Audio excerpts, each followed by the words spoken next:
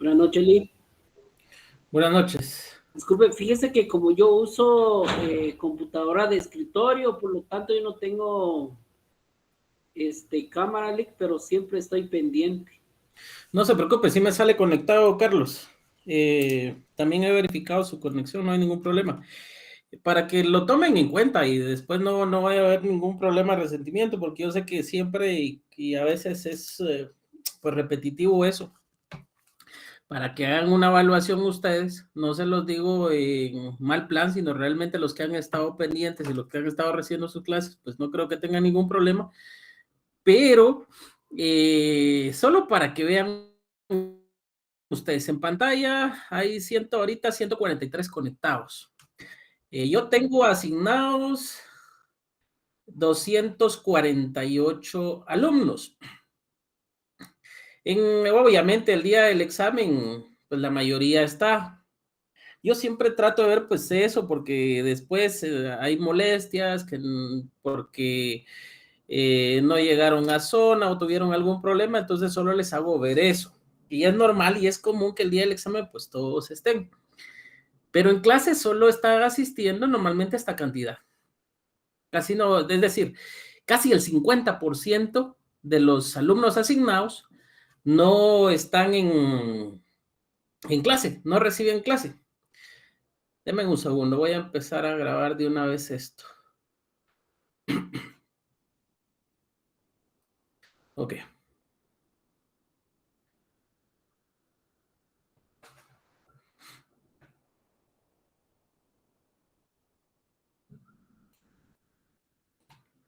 Ok, entonces, pues es un poco irónico porque resulta que la mayoría de los que terminan muchas veces quejándose y molestándose con su servidor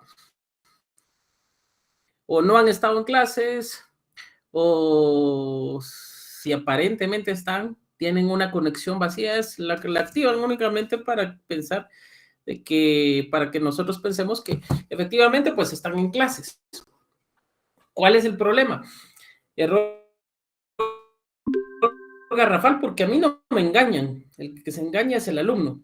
Entonces, para que lo tomen en consideración, yo no tengo ninguna intención en hacer perder a nadie, independientemente yo soy bastante imparcial al momento de calificar, pero eso de no estar en clases, eso de estar faltando como tal, aunque no sea obligatoria la asistencia, pues les hace un poco más difícil el proceso de enseñanza-aprendizaje, sobre todo porque muy difícilmente van a contestar su examen. Y si lo contestan en grupo, como algunos lo hicieron esta vez que pasó, pues independientemente, quizás logren engañarme, pero ¿cuántos problemas no van a tener cuando sean ustedes abogados y notarios? Cuando sean notarios. Yo no quisiera estar en los zapatos de los clientes que vayan a solicitar sus servicios. Disculpen que les hable de esta manera, pero es complicado un profesional que logre graduarse sin tener los conocimientos o que piense que el ejercicio profesional y que la práctica le van a dar esos conocimientos. El aprendizaje lo va a poder ir teniendo, pero los primeros clientes que lleguen con ustedes posiblemente paguen los platos rotos de ese desdén que le están prestando a la clase.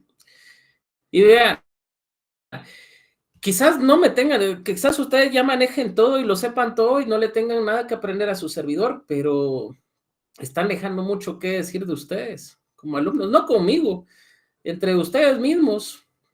Cuando el día de mañana lo vea uno de sus compañeros y sepa cómo es, el mayor señalamiento va a ser de ustedes mismos, no de su servidor. Entonces, pues bueno, ya cada uno sabrá, solo se los hago ver, prácticamente es casi el 50% que no asiste a clases. Entonces, y qué bueno, lo quiero dejar grabado para que no haya ningún inconveniente, porque pues luego dicen de que es el catedrático, que es su servidor, que esto y el otro, y pues mejor con pruebas y mejor con las cosas como son. Hace un semestre tenía yo a un compañero de ustedes, pues que se estaba quejando por varias situaciones, y cuando yo saco los exámenes y lo veo precisamente frente a él y le empiezo a explicar sus errores, Entonces ya no tenía nada que argumentar y todo lo que había dicho se había quedado vacío. Entonces yo les diría a ustedes un poquito más de criterio. Yo tengo la buena intención de que ustedes aprendan.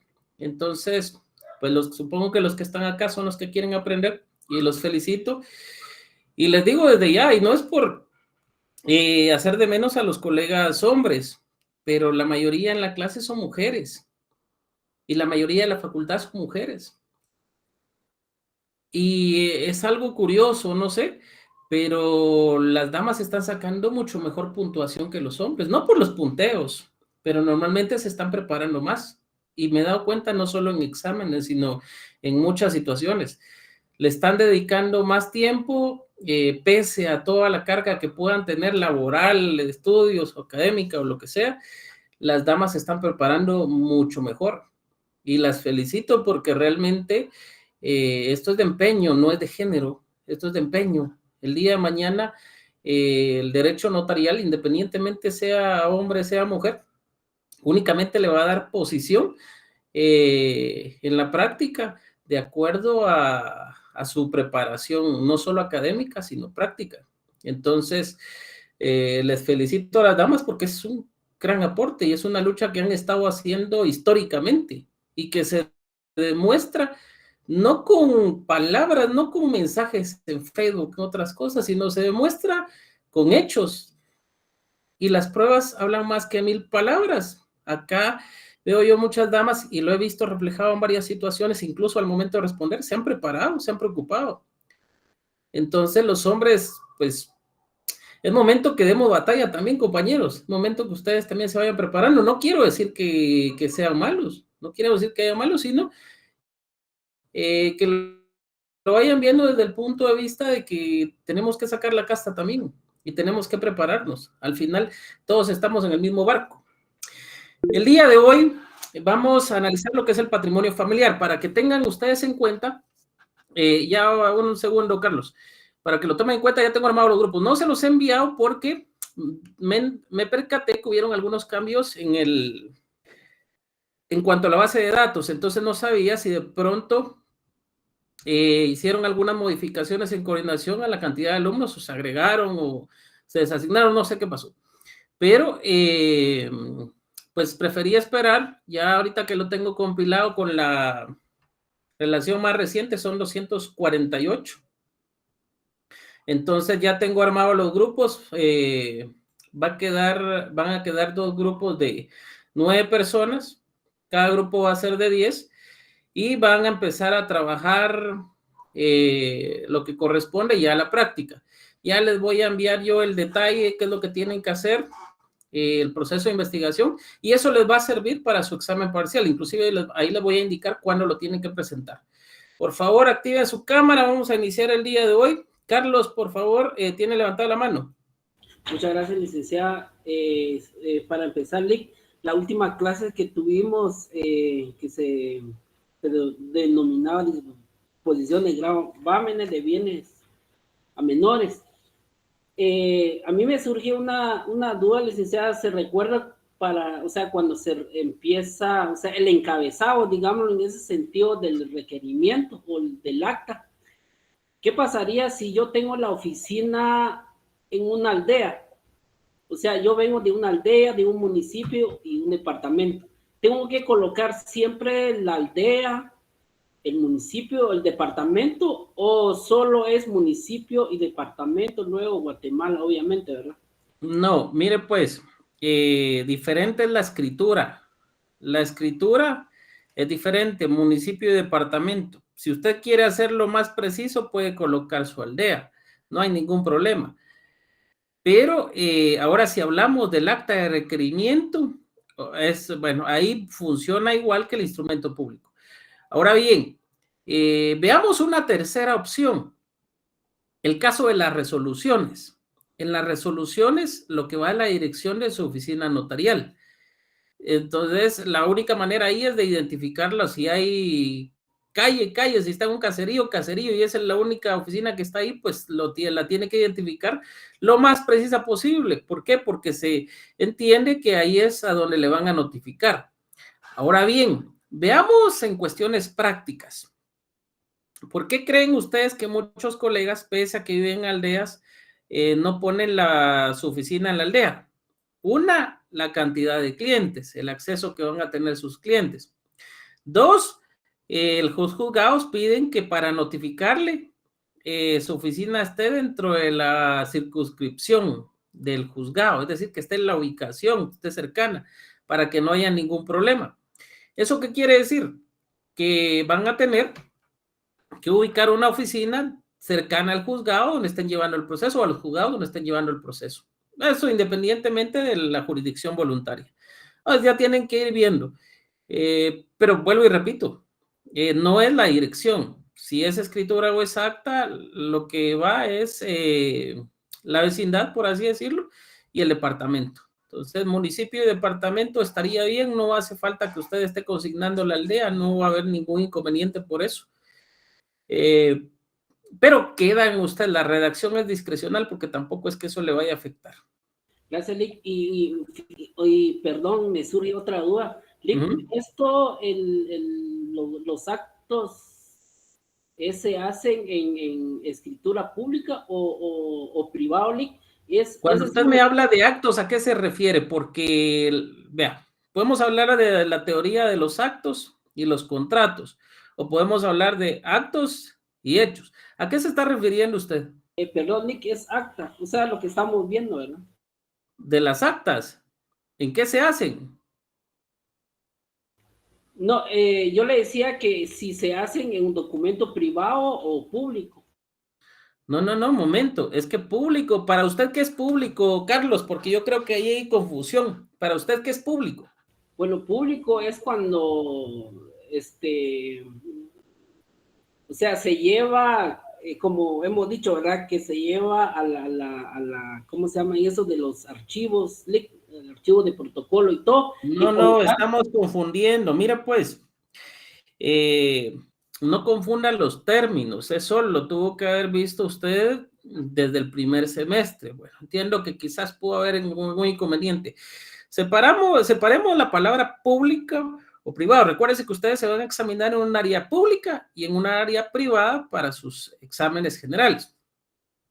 ¿Cuál es el detalle?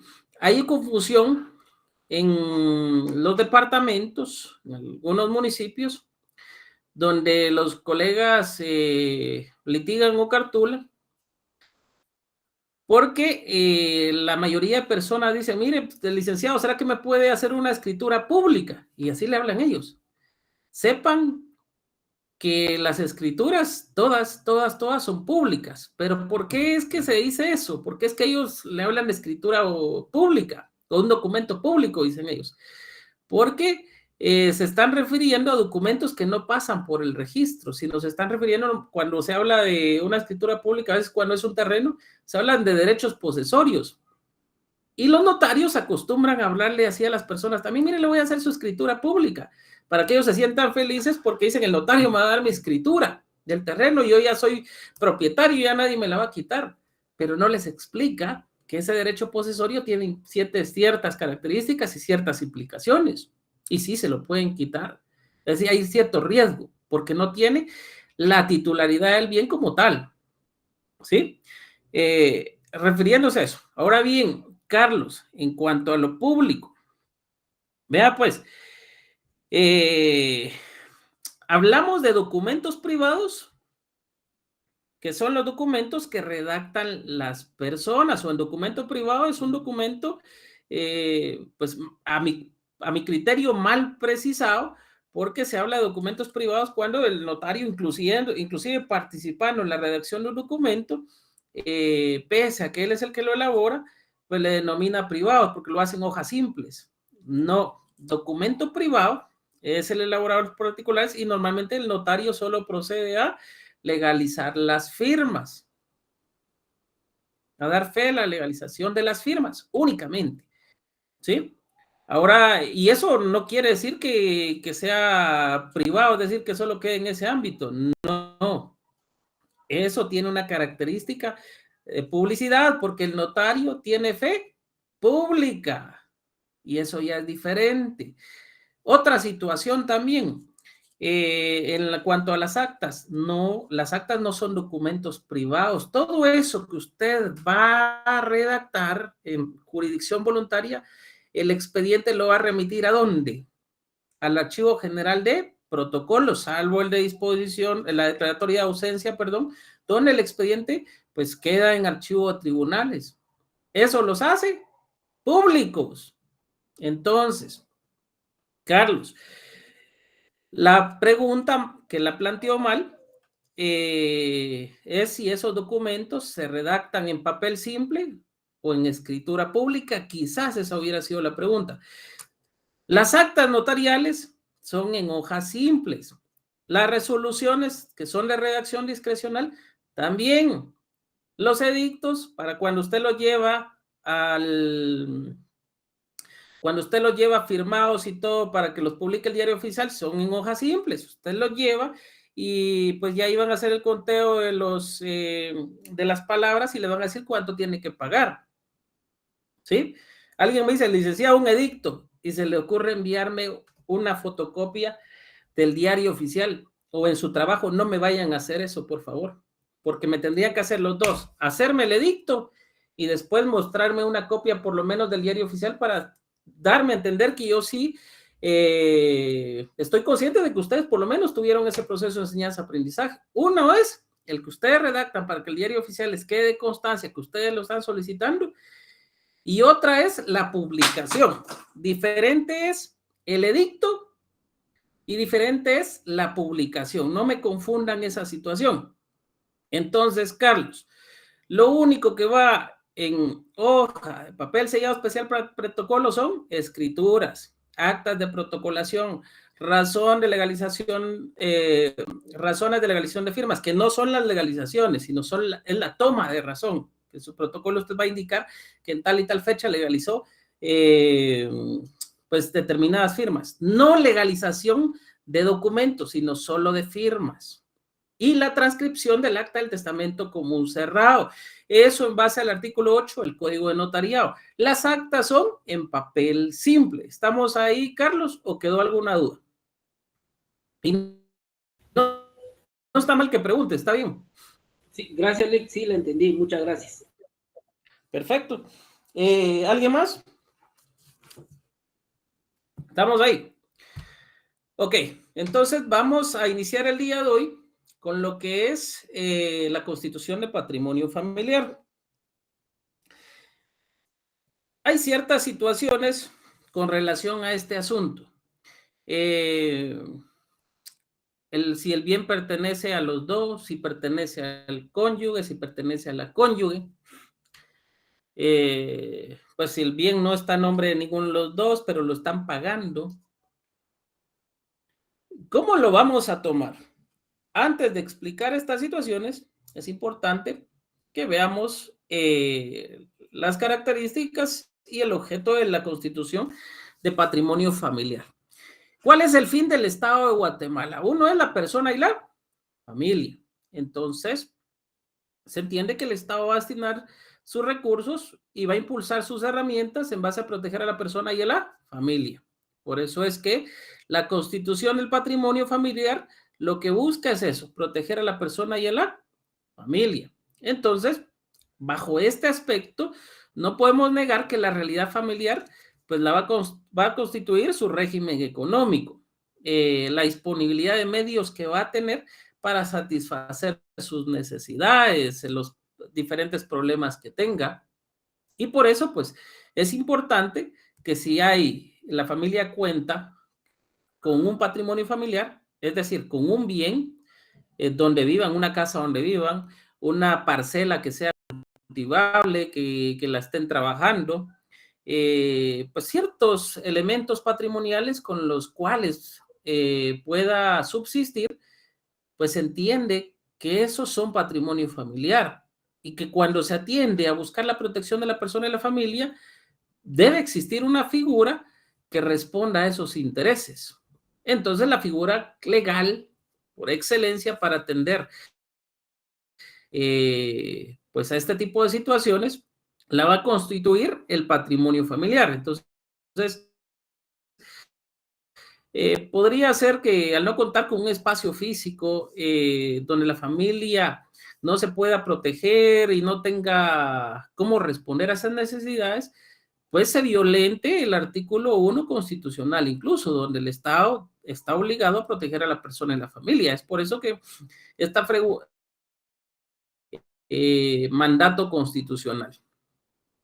Una vez constituido, pues ya se va a limitar la posibilidad de que alguien más pueda disponer de ese patrimonio familiar. Entonces, con ello, la familia asegura su subsistencia, se protege a la persona y, por ende, se protege a la familia. El bien, obviamente, no tiene que estar hipotecado para que pueda constituirse el patrimonio familiar. Hablando de bienes inmuebles, tampoco debe tener prenda agraria si fuera el caso de bienes muebles o prenda o garantía mobiliaria, como le determinan algunos. Yo soy más fanático de pensar en las teorías de Roma, donde trataban esto como prenda, no específicamente como garantía mobiliaria, porque eso es lo genérico. Entonces, según el tipo de bien que se trate, así es como lo vamos a manejar. Ok, el patrimonio familiar en sí. ¿Qué es? Lo vamos a tomar desde este punto de vista. Primero, es un régimen jurídico económico autorizado por la ley, mediante el cual se somete cierto tipo de bienes, inmuebles o muebles, que pertenecen a un miembro de la familia, ojo, a un miembro, no hace falta que pertenezcan a los dos, solo con que pertenezca a uno ya se puede constituir patrimonio familiar. Por un precio, por un tiempo y precio máximo determinados, a una limitación de disponibilidad, otorgándoles el estatus de indivisibles, inalienables, inembargables y que no pueden grabarse. Inembargables y que no pueden, hay un error de redacción. Inembargables, no se pueden embargar. Es lo mismo, ahí está redundando en esa definición. A efecto de asegurarle a la familia estabilidad y condiciones protectoras favorables para su desarrollo. Entonces, vean, no se puede dividir, no se puede alienar, tampoco se puede embargar. Las características del patrimonio familiar son esas. Alguien me dirá, licenciado, pero fíjese que yo tengo, recuerdo mi casa en tal y tal lugar, y fíjese que en Zacatepeques, y fíjese que sucede que tengo que levantarle el patrimonio que tiene, pero me parece que es el Estado. Ojo, hay una excepción para ese, no se puede embargar. El Estado, cuando normalmente da bienes, cuando cede un bien para apoyo familiar, para alguna familia o una persona, lo que hace es constituir un tipo de gravamen especial cuya situación está destinada a proteger a ese núcleo familiar por cierto tiempo. Normalmente son 25 años, hay bienes que ya tienen más de eso. Y alguien me dirá, licenciado, pero ese ya lleva 50 años y no, el Estado no me lo ha quitado. Momento, no es que no se le haya quitado. Uno, usted tiene que ir a ver, o está en Fontierras, que normalmente lleva parte de eso, o lo tiene, ¿cómo se llama esta? Que estaba en Plaza Grecia, se me olvida el nombre de esta institución. UDEVIPO, exacto. Entonces, cualquiera de esas dos instituciones, gracias compañero, que está encargada de ver eso, es la responsable de hacer el levantamiento, pero no lo va a hacer de oficio. Se lo tienen que solicitar, hay que demostrar que se pagaron las cuotas, hay que demostrar que ya pasó el tiempo, y pues, bueno, eso es un proceso, pero tienen que solicitar. Diferente es, el Estado sí puede embargar. Ahora bien, en cuanto a bienes particulares, no. Entonces el patrimonio familiar va a responder de manera diferente. ¿Sobre qué bienes puede constituirse? ¿Quién lee el artículo 353 del Código Civil, por favor?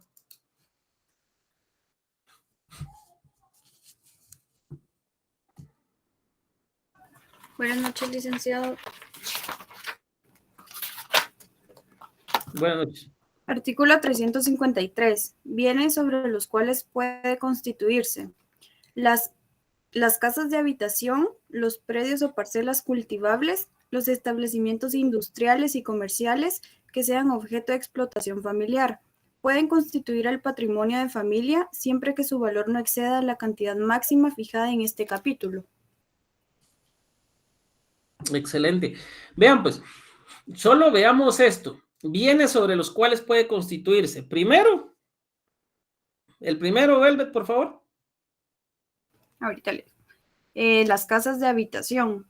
Casas de habitación. Ojo con estas características. Casas de habitación. ¿Qué quiere decir? No casas vacías, sino casas de habitación. Es decir, donde la familia habite, donde la familia esté. Continúe, Velvet, por favor. Los predios o parcelas cultivables. Ok. Predios o parcelas cultivables. ¿Qué les quiere decir eso? Cultivables, que se estén cultivando, no que dejen de cultivarse, porque esa podría ser una razón para solicitar el levantamiento del patrimonio familiar. ¿Qué más, Velvet? Los establecimientos industriales y comerciales. Establecimientos industriales o comerciales, y la razón de ser es que pueden estos servir para el sostenimiento de la familia, es decir, para explotación, para proporcionarle recursos a la familia. ¿Qué más? Dice establecimientos industriales y comerciales que sean objeto de explotación familiar. Solamente esos. Ok, Luego dice, sigamos con el 354, por favor. Limitación en el número de patrimonios familiares por familia. Ojo. ok, artículo 354. Solo Vea, puede pues. fundarse un patrimonio para cada familia por el padre o la madre sobre sus bienes propios, o por marido y mujer sobre bienes comunes de la sociedad conyugal. También puede constituirse por un tercero a título de donación o legado. Exactamente. Vean pues, un patrimonio por familia, uno. Tomen en cuenta, uno, ya sea por el cónyuge o la cónyuge, sobre patrimonios conyugales, pues igual. Lo puede hacer cualquiera de ellos o lo pueden hacer los dos. No hay ningún problema. Si el bien pues está a nombre de los dos, los dos. Lo puede hacer un tercero. Por ejemplo, Nancy Saraí le quiere donar a su primo. Vio que su primo pues no tenía dónde vivir y ella tiene 10 casas. Le voy a donar una casa.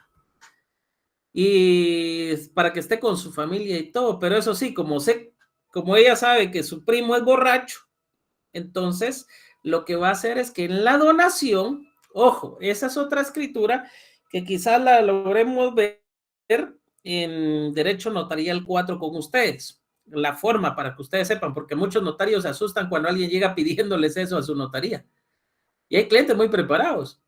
Entonces, ojo, donan y a la vez constituyen patrimonio familiar.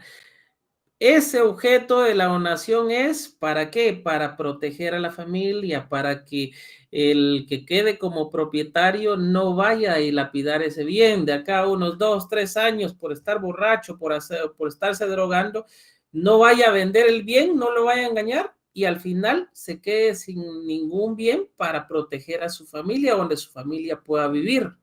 Con esa intención se hace. Entonces, ¿cuántos patrimonios por familia? 1. 300, valor máximo. Yo creo que sí hay un inconveniente en cuanto al artículo, pero vamos, no estoy seguro. Valor máximo de la constitución de patrimonio familiar. Continúe, Velvet, por favor. Artículo 355. Valor máximo del patrimonio.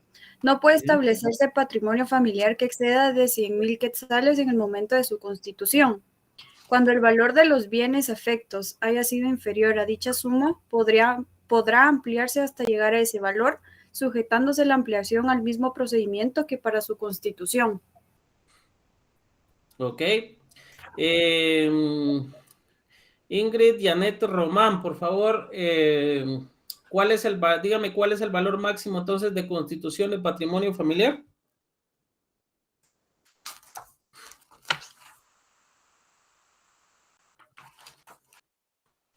Buenas noches, licenciado. Buenas noches. Buenas noches. ¿El valor era de 100,000? ¿De? 100,000, 100,000 ¿qué? 100,000 quetzales. Vean, les voy a dar un consejo. Perdón, pero es que Gracias, Janet Román. Les voy a dar un consejo. Acostúmbrense a dar respuestas completas, porque yo sé a qué se refiere, pero ojo, si no se acostumbran a dar respuestas concretas, terminadas, lo que va a suceder es que su examen privado, y ojo, no se lo estoy diciendo en la práctica, nosotros lo conocemos, pero cuando están respondiendo, su examinador va a ver que le hacen falta varias preguntas, o cuando utilizan muchas abreviaturas. Yo recuerdo de alguien que en un examen privado, cuando se le preguntó un fundamento, lo dio bien, re bien el fundamento, era el artículo y todo. ¿Dónde falló? Cuando integró la ley. El 145 licenciado de la CPRG.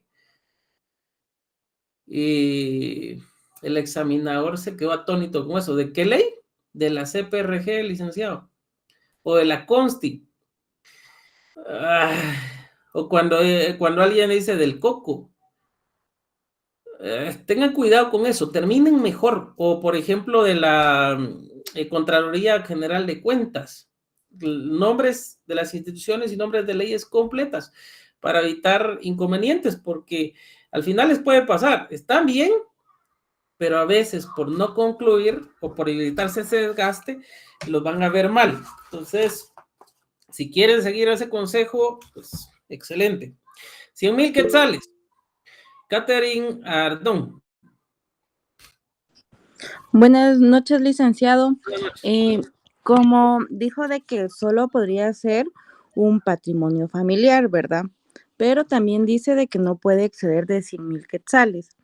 Y si yo tengo, por ejemplo, una casa de habitación y quiero que forme parte de un patrimonio familiar, pero tiene un valor de decirle 50,000 quetzales, ya no puedo tener otro. Vea pues, acá es un patrimonio familiar, no puede tener dos. Si lo constituyó y valía menos de 100,000, pues solo con ese se queda, ya no puede tener otro. Pues un patrimonio familiar por familia. Ahora bien, se supone que es la casa de habitación. Entonces, si usted me habla de una casa, ya la constituyó patrimonio familiar, pero después se va a trasladar a otra y también quiere que se constituya patrimonio familiar, no va a operar. ¿Por qué? ¿Qué se perdió ahí? ¿Qué se perdió en la casa que tenía como patrimonio familiar? La habitabilidad. Entonces, desde ahí ya no puede ser patrimonio familiar. Por eso es que solo se debe quedar con uno, porque hay ciertas características que debe cumplir el patrimonio familiar. ¿Estamos ahí? Gracias, licenciado. Ok, caracteres del patrimonio, pues ya los vimos. Hay una obligación de habitación o explotación, obviamente debe haber un administrador y un plazo. Sí, Mercedes. Natalia también. ¿Quién habló primero? Natalia. Buenas noches, licenciado. Sí, Me quedó Mercedes. duda ahí cuando también el segundo párrafo del artículo 355 dice, cuando el valor de los bienes o efectos haya sido inferior a dicha suma, podrá ampliarse hasta llegar a ese valor, o sea, se puede llegar a los 100,000 quetzales. Claro, pero vean pues, ¿dónde va a suceder eso? Veamos el caso de alguien que tenga un apartamento. Que tenga un apartamento, posteriormente venga y compre otro apartamento en la misma planta. Y como ambos funcionan para la misma familia, pues ambos lo van a habitar, esa podría ser la característica de ampliación. Entendamos este párrafo y separémoslo en dos partes. Cuando el valor de los bienes afectos sobre los que recaiga el patrimonio familiar, ¿sí? Haya sido inferior a dicha suma, podría ampliarse hasta llegar a ese valor. refiriéndose siempre a los bienes afectos. Ojo, no se está refiriendo a otros bienes. Y después, el segundo párrafo dice, sujetándose la ampliación al mismo procedimiento para su constitución. ¿Qué quiere decir? Ustedes constituyeron el patrimonio familiar por 50,000, como decía la compañera, pero posteriormente subió, se elevó, hubo algún inconveniente, y ustedes necesitan que se amplíe el término para el cual constituyeron el patrimonio familiar, pues lo van a solicitar. Pero ojo, esta vez ya lo van a solicitar, lo pueden solicitar con el nuevo valor. Con el nuevo valor. Refiriéndose siempre el párrafo a los bienes afectos. Cuando el valor de los bienes afectos haya sido inferior a dicha suma, podrá ampliarse hasta llegar a ese valor, refiriéndose a los bienes afectos. ¿Por qué? ¿Qué puede suceder? Veamos el caso de, veamos otro ejemplo. Había 2 terrenos. En un terreno estaba la casa y en otro terreno, y en la otra parte del terreno, pues solo era para cultivo la familia.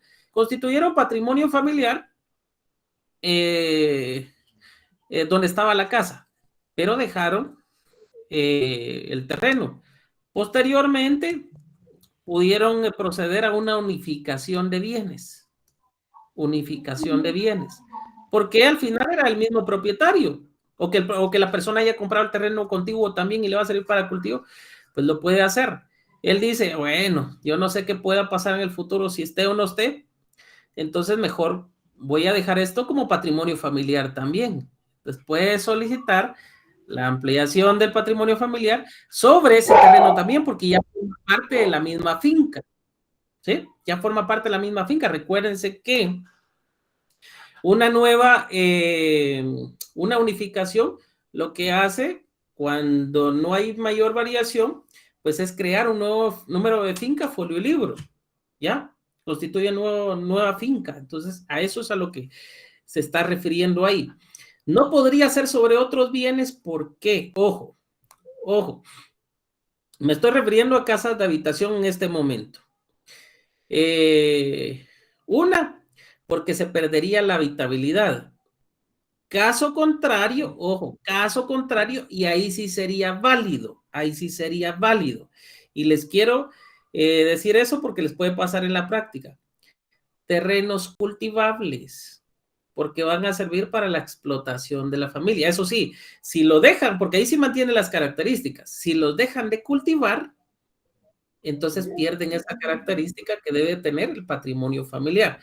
Entonces, si puede ser sobre uno o varios bienes inmuebles, va a depender de la constitución o del tipo de utilización que le vayan a dar al bien. Si es una casa, pues que la tengan habitable. Si es que la habite la familia. Si es una parcela, que sea cultivable.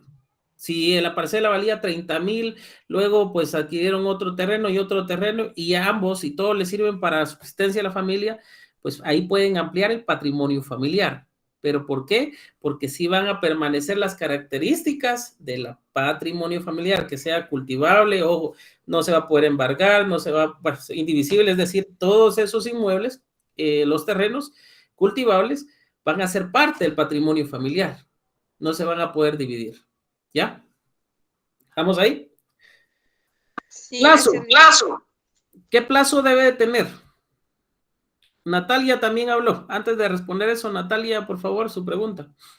Sí, sí, más que todo también era mi duda. Sí, prácticamente ya lo resolvió, solo con lo que estaba usted explicando me surgió otra duda. En todo caso, ¿tienen que estar en el mismo lugar, por ejemplo, la casa y los terrenos, o pueden ser en diferentes lugares que no hay problema? Vea, no hace falta, o sea, si son bienes, son casas, no se pueden, ojo, ahí el patrimonio familiar tendría problema para que sea en cierta forma aceptado, sobre todo por la opinión de la Procuraduría General de la Nación, porque si son casas, se podría perder esa característica de habitabilidad. Entonces, tomen en cuenta sería eso. una casa y por ejemplo, un predio o uno de cultivo. No hace falta que estén en la misma ubicación, pero todos pasan a formar parte de ese patrimonio familiar. Es decir, el patrimonio familiar no es la ubicación, no es que el bien sea contiguo o algo, los bienes sean contiguos. El patrimonio familiar es que esa masa, ese conjunto de bienes, pasa a formar parte del patrimonio familiar. Eso lo hace indivisible, lo hace inalienable y lo hace inembargable. ¿Estamos ahí? Sí, ahí estamos. Súper, gracias, licenciado. Perfecto. ¿Alguien más? Maritza. Licenciado, buenas noches. Buenas noches. Sí, licenciado, me surge una duda. Con eso lo que usted acaba de decir, que el patrimonio se conforma por la masa de bienes. O sea, quiere decir que el patrimonio se puede conformar por una casa y a la vez también por un predio. Exactamente, exactamente. Siempre y cuando, ojo, siempre y cuando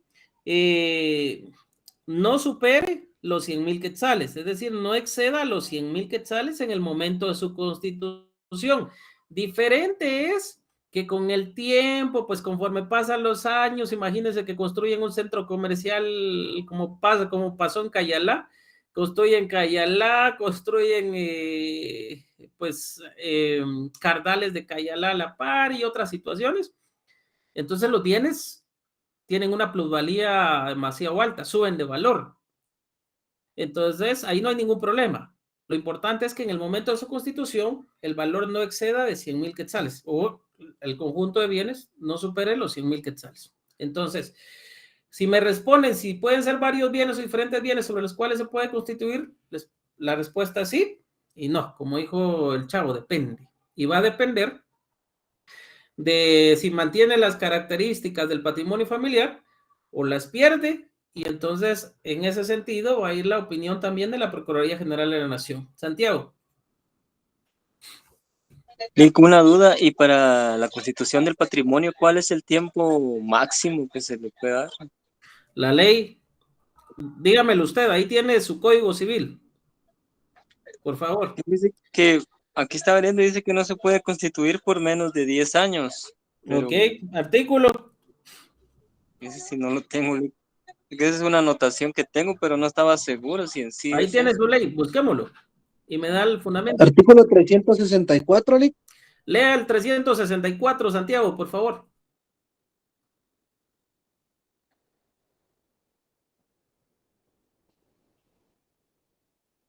Santiago, aprovechemos, lea el 364.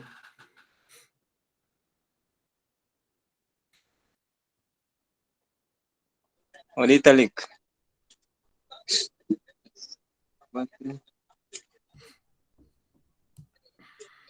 364, ¿verdad, Lic? Por favor.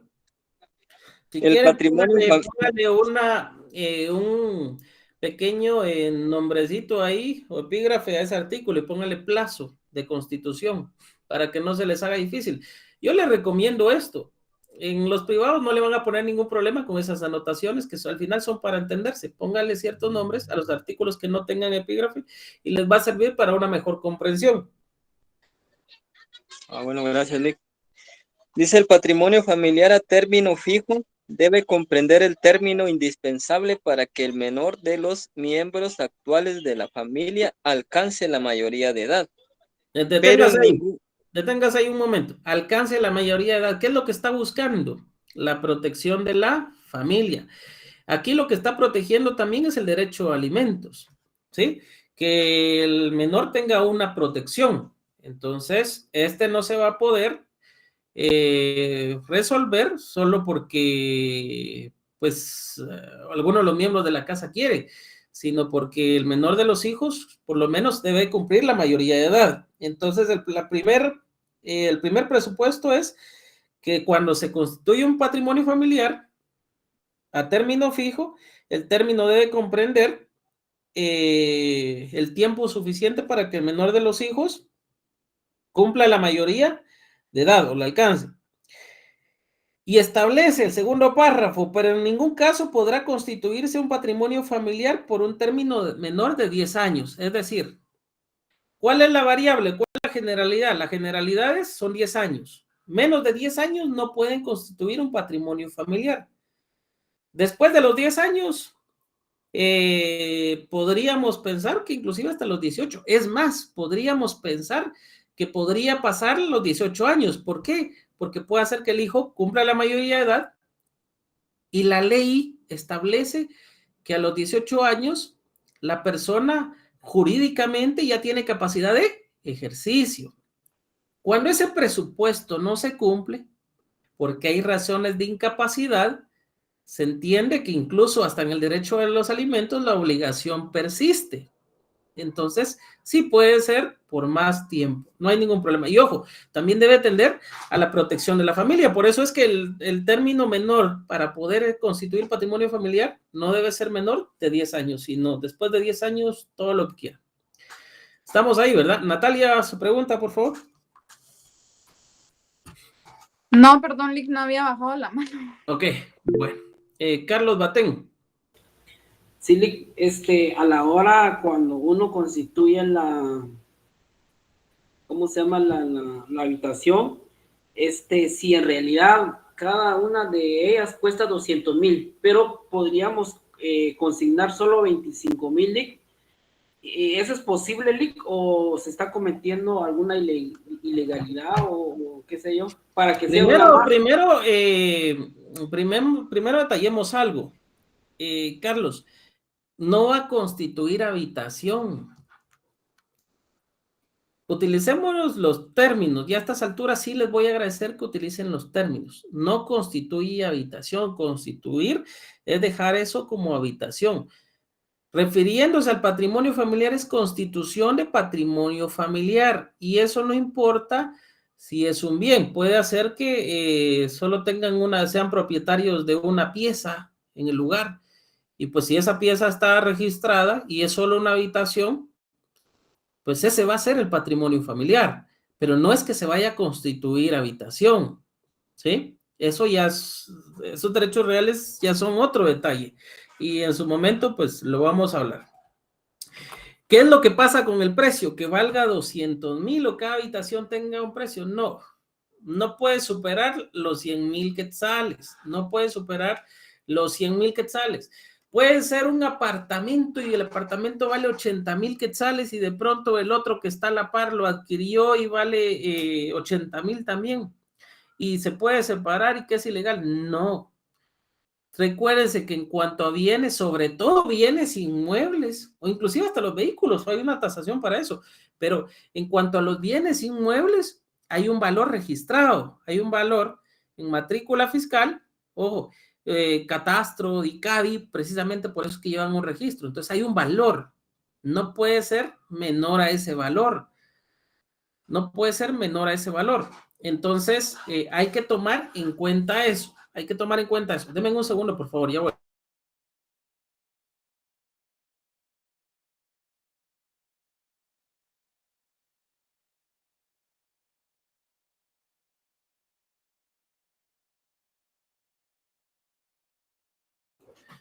Ok, entonces estamos con eso, ¿va, jóvenes? Estamos. No podemos atender, Carlos, a pensar de que se les va a bajar de valor o se les va a dar un valor que no es porque va a recaer en ilegalidad.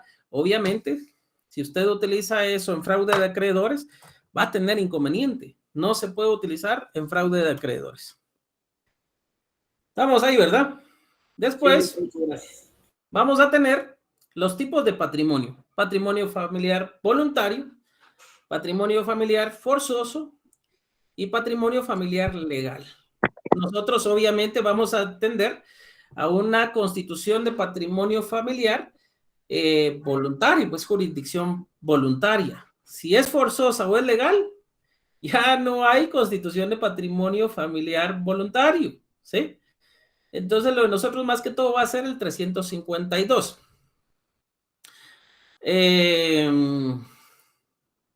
Déjenme ver. ¿Quién más nos puede ayudar acá? Lick, perdone, buenas noches. Me surge una duda. No sé si puede entrar dentro del contexto de lo que es el patrimonio familiar. Pregunte. Si dentro del patrimonio familiar, una de las partes que son beneficiarios obtienen una deuda y dentro de esa deuda, pues él deja de cumplir y lo embargan de alguna manera y recae sobre el bien también. ¿Puede existir esa situación o no por existir patrimonio? No puede recaer sobre esa situación. Una, porque ya el bien tiene la protección de patrimonio familiar, entonces primero, no podría gravarse, entonces no recaería sobre ese bien. Segundo, aunque ejecutaran al deudor, va a poder proceder sobre otras cosas, quizás, pero no sobre ese bien que ya tiene constitución de patrimonio familiar. Y ojo, salvo que eso sea antes de la constitución y el acreedor pruebe que se constituyó en fraude de acreedores. Entonces, ¿qué pasa ahí cuando se constituye en fraude de acreedores? 357. El establecimiento del patrimonio familiar no puede hacerse en fraude de acreedores. Los bienes deben estar libres de anotación y gravamen, es decir, no tiene que haber ningún gravamen. Y la gestión del instituyente solicitando la aprobación judicial será publicada para que llegue a conocimiento de los que puedan tener interés en oponerse. Para eso se hace la publicación. Si un acreedor se da cuenta que está constituyendo patrimonio familiar sobre el bien que obviamente le dieron como garantía, aunque no esté constituido, eso le podría afectar, porque una oposición se traslada a un juez de primera instancia y eso ya es otra cosa. Ojo, y dice judicial, solicitando la aprobación judicial. Esto es porque recuérdense que el decreto ley 106 y 107 entraron en vigencia las mismas fechas, 1 de julio de 1964, y ojo, antes el patrimonio familiar solo era regulado judicialmente, no es sino hasta 1977, con la entrada en vigencia del decreto 5477, que ya el notario, pues, puede tramitar y resolver también la constitución de patrimonio familiar. Entonces, ahí hay una pequeña variante. ¿Estamos ahí? ¿Resolvimos dudas o nos quedamos con algo? Buenas noches. Buenas noches. Disculpe, los artículos que están ahí, 352 y 360, ¿es de la ley que está abajo, de ley de parcelamiento humano? ¿O es del Código Civil? No. El 352, y perdón por esa falencia, yo normalmente solo coloco algunos datos para poder apoyarme al momento de poder darle las clases a ustedes o cuando estoy exponiendo en algunas conferencias. 352 y 360 es del Código Civil y usted lo puede revisar. Ahora bien, el 361, yo creo que ahí hay un pequeño error. No estoy muy seguro. Sería revisarlo ahorita. Es de la ley de parcelamientos urbanos. Eso ya lo pueden verificar ustedes ahí. Cuando nos vamos a la ley de parcelamientos urbanos, vamos a encontrar que existe una constitución de patrimonio familiar legal. Por ejemplo, cuando el Estado pues, va a constituir, va a otorgar un bien. ¿Han visto ustedes en algunos lugares, o por ejemplo, se puede dar en situaciones como las del Cambray? Y del Estado y se percata, o lo del volcán de fuego, se percata que hay personas que perdieron su casa y todo, lleva el registro, puede hacer que ubique un lugar, notifique, luego les construya una casa, y para evitar que se pierda eso con posterioridad, es común que constituya patrimonio familiar, y a eso se refiere básicamente constitución de patrimonio familiar en forma legal. Por eso es que está dentro de la ley de parcelamientos urbanos, ¿ya? Ok, patrimonio familiar voluntario y forzoso. Ayúdenme a leerlos. Mercedes Betsaida, por favor, ayúdeme a leer. Con mucho gusto. Artículo 352. El patrimonio familiar es la institución jurídico-social por la cual se destina uno o más bienes a la protección del hogar y sostenimiento de la familia. Entonces, el fin es protección del hogar y sostenimiento de la familia. El patrimonio familiar forzoso. Y ojo, acá vamos a explicar ciertas cosas, pero primero leámoslo. Ayúdeme a leerlo, Miguel Alejandro Luna, por favor.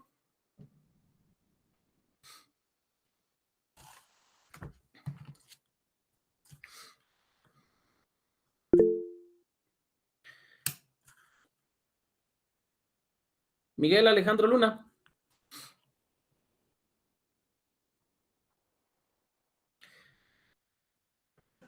Ok, Pablo Alejandro, por favor. Un momento, Lick, ahorita voy. ¿Cuál artículo es el que necesita? El que le solicité ahorita que estábamos dando la clase, por favor. Permítame.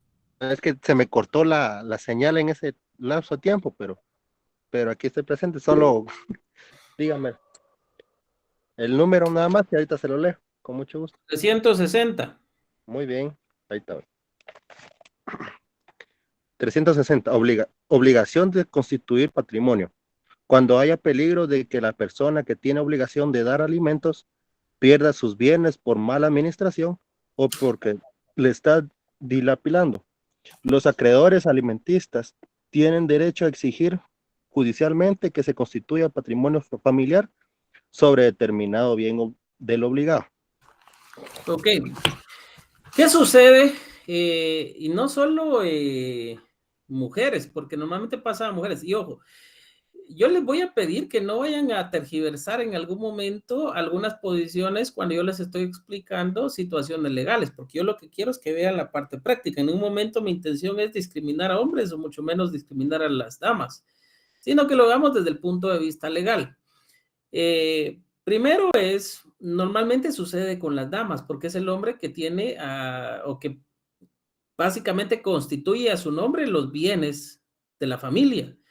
Se pueden dar cuenta, pues es algo común, pues estamos en una sociedad todavía bajo un régimen patriarcal, donde pues se compra un bien, aunque lo hayan pagado entre los dos, pues se pone, pongámoslo a nombre tuyo, y a nombre del esposo, ¿sí?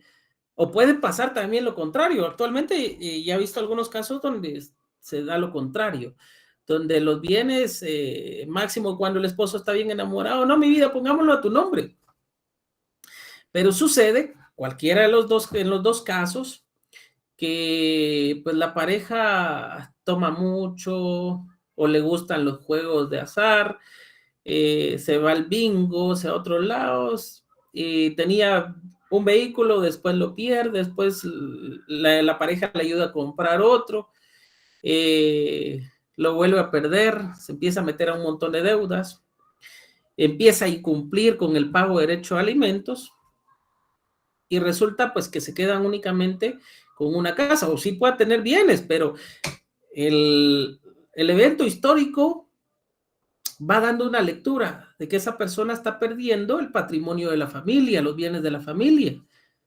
Para evitar eso, se debe solicitar o se puede solicitar ante un juez, porque ella no va a ser voluntario, pues si máximo si la pareja le solicita que constituya patrimonio familiar, no se pierdan los bienes. Si le dice que no, para evitar eso, o incluso algunas personas lo hacen antes de que se entere, es que judicialmente pueden iniciar un proceso de constitución de patrimonio familiar forzoso. Es decir, que aunque no quiera, aunque el bien, por ejemplo, si es la esposa o si él es el esposo, aunque no esté a nombre de ellos, de la persona que está solicitando, pero es para protección de la familia, sí puede hacerse esa solicitud y el juez le da vía para que se constituya el patrimonio familiar. ¿Por qué? Porque obviamente ese patrimonio es para el sostenimiento de la familia, el cónyuge, los hijos menores o incapaces, o personas inclusive que tengan derecho a ser alimentadas. Imaginemos que no sea una casa, sino sea una empresa, una industria. Y cada vez la empresa va más a pique, más se quiebra, más se quiebra, para evitar que él básicamente diga, oye, es que esto no, y poder inclusive ver sobre la administración de esa empresa, constitución de patrimonio familiar. Ahí está destinada la protección de la familia, entonces sí hay cierto evento que debe prosperar ahí. Ahora, ¿en qué no estoy de acuerdo yo? Y quiero ser muy preciso en esto. Se puede hacer sobre un bien que valga 400,000, 500,000 quetzales.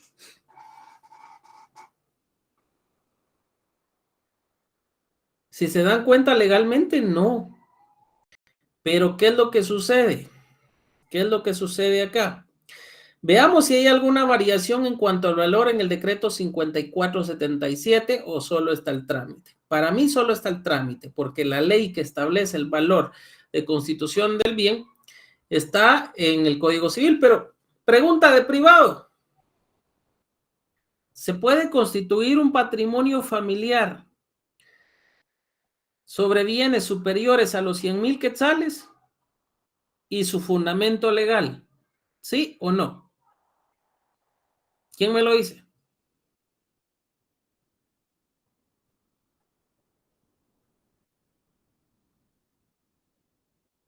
No se puede, según el artículo 355 del Código Civil. De forma voluntaria yo les diría que no. De forma forzosa, legalmente, sí podría, porque debe atender ¿a qué? A la protección de la familia.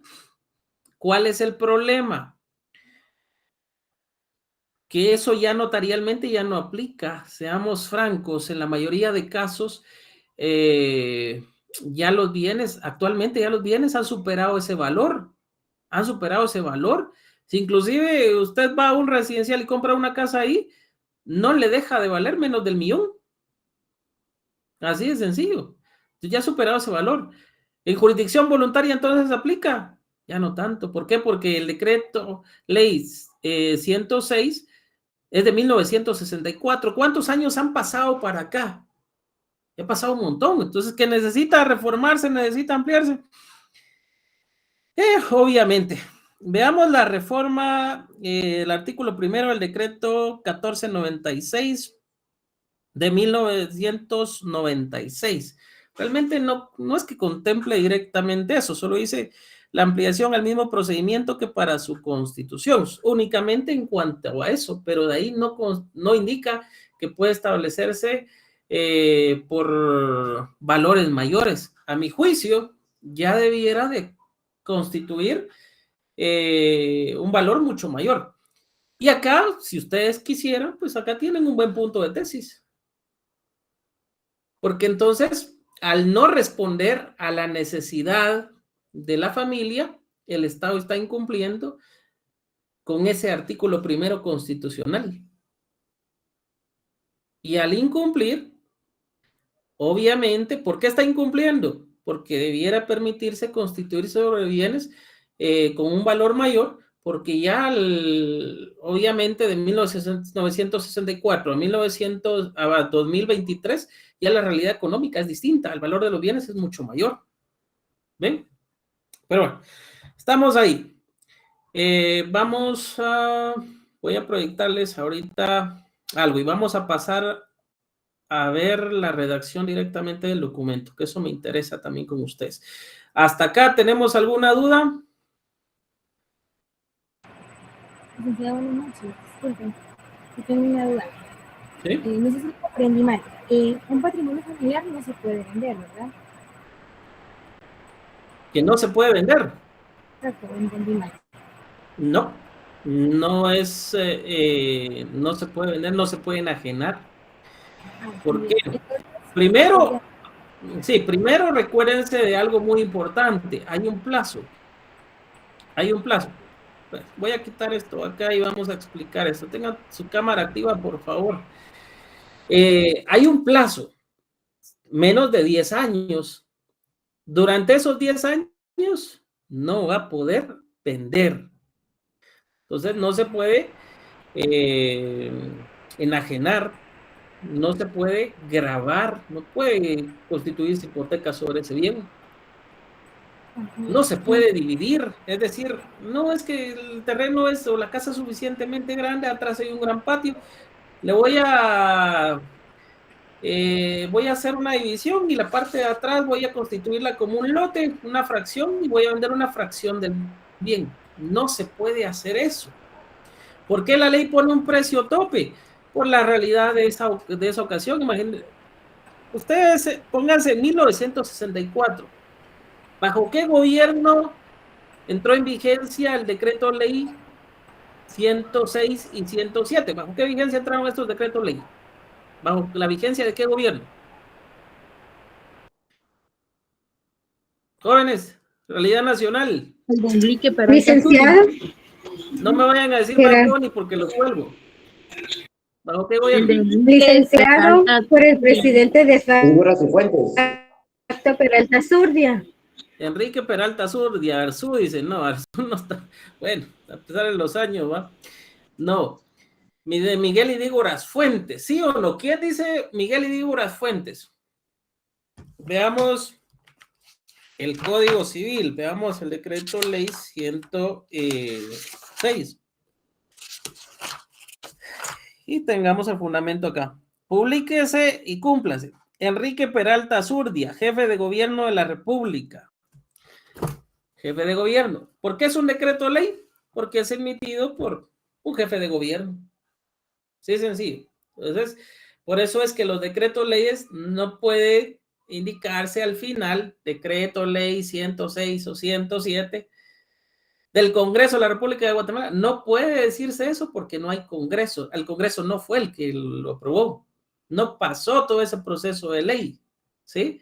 Acá fue emitido por un jefe de gobierno, entonces decreto ley 106 o decreto ley 107 del jefe de gobierno. ¿Sí? Cuidado con eso, porque algunos, no quiero decir nombres, cuando yo les pongo preguntas capciosas, me responden decreto ley 106 o decreto ley 107 o decreto ley 125-83 del Congreso de la República de Guatemala. ¿Y qué pasó ahí? Se ganó una su calaverita. ¿Qué quiere decir eso? ¿A dónde se va si se ganó su calaverita? ¿A dónde se van? Mónica, Amelia, ¿a dónde se van? Al infierno. Al infierno, exactamente. Entonces tengan cuidado con eso. Hay que tener cuidado con eso, porque inclusive les sirve para posiciones bibliográficas. Vi un libro y yo espero que este colega lo haya arreglado. Que al momento de plasmar la bibliografía que había utilizado para la redacción de sus libros al final, en un decreto ley, se le ocurrió plasmar, consignar, que era del Congreso de la República de Guatemala.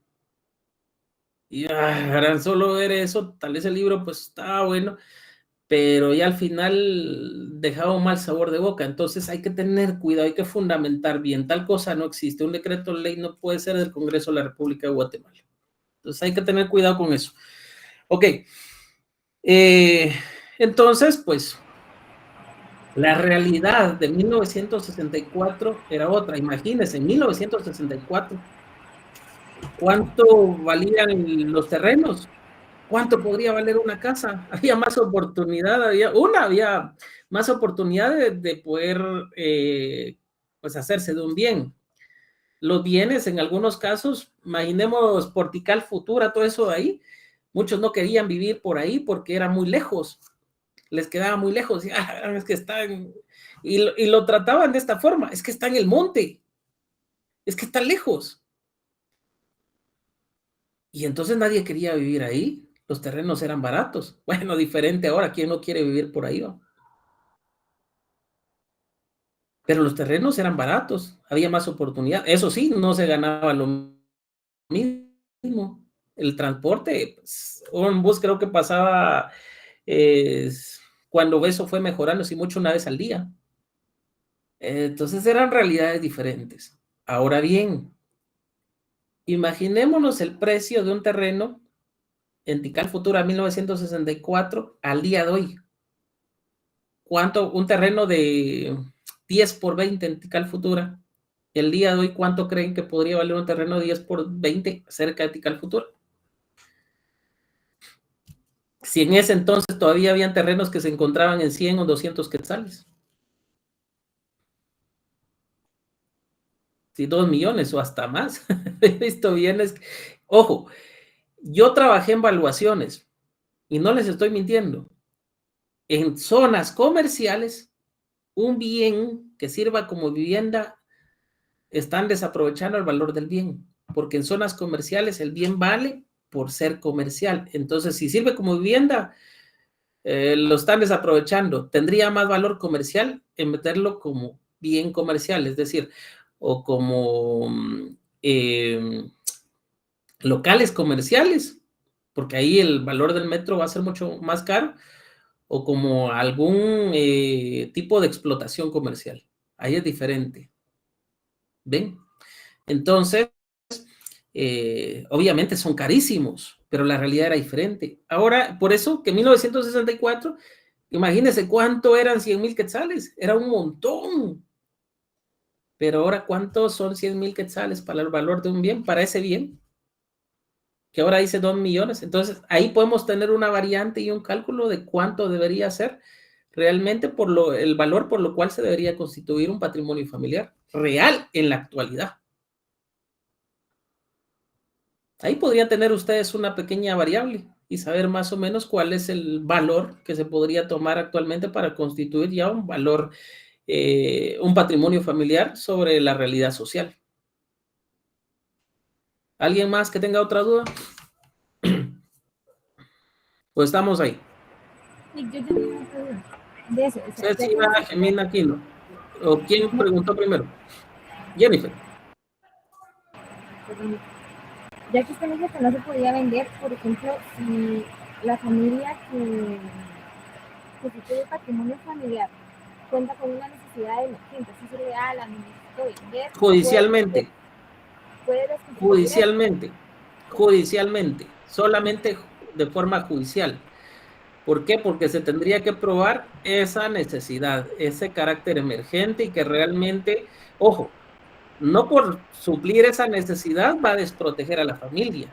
Por eso es que tal situación o tal levantamiento solo podría operar de forma judicial. ¿Sí?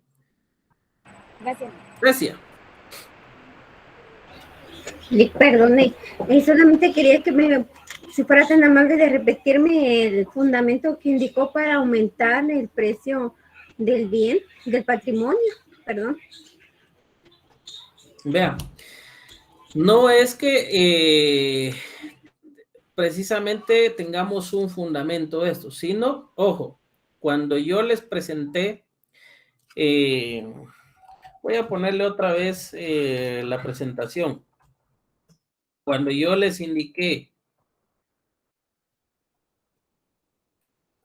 a ustedes que podría variarse,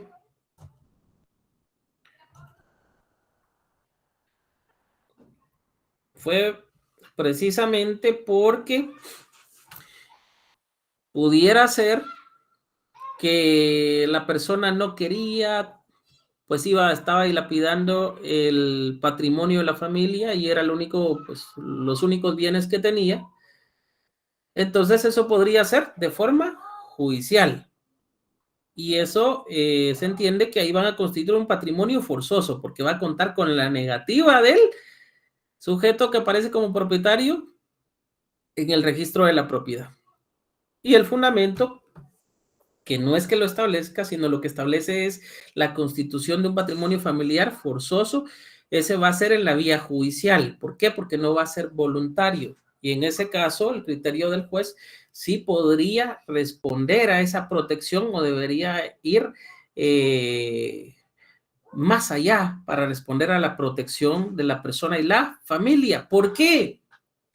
Recuérdense que hay derechos superiores del niño. Alguien me dice, mire, licenciado, pero es que la ley es clara. Claro, pero recuérdense que los derechos humanos y máximo en cuestión de menores o de la niñez deben de ponderar en relación a estas leyes ordinarias, no superiores a la Constitución, pero ojo, el Código Civil es ley ordinaria.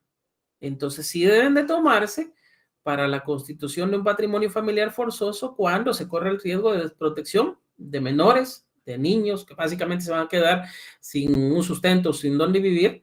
Entonces, ahí la decisión del juez debe ir más allá. ¿Estamos ahí? ¿Otra duda? Está bien que pregunten, A mí no me molesta, aunque nos extendamos un poco más.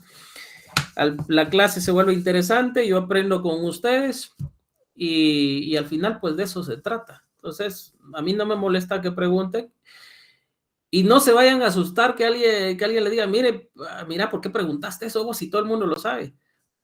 Todo el mundo lo sabe, pero puede hacer que usted no. Entonces pregunte sin pena, no hay ningún problema, pero trate de capacitarse, trate de leer también, porque entre más lea, entre más estudie, menos inconsistencias va a tener.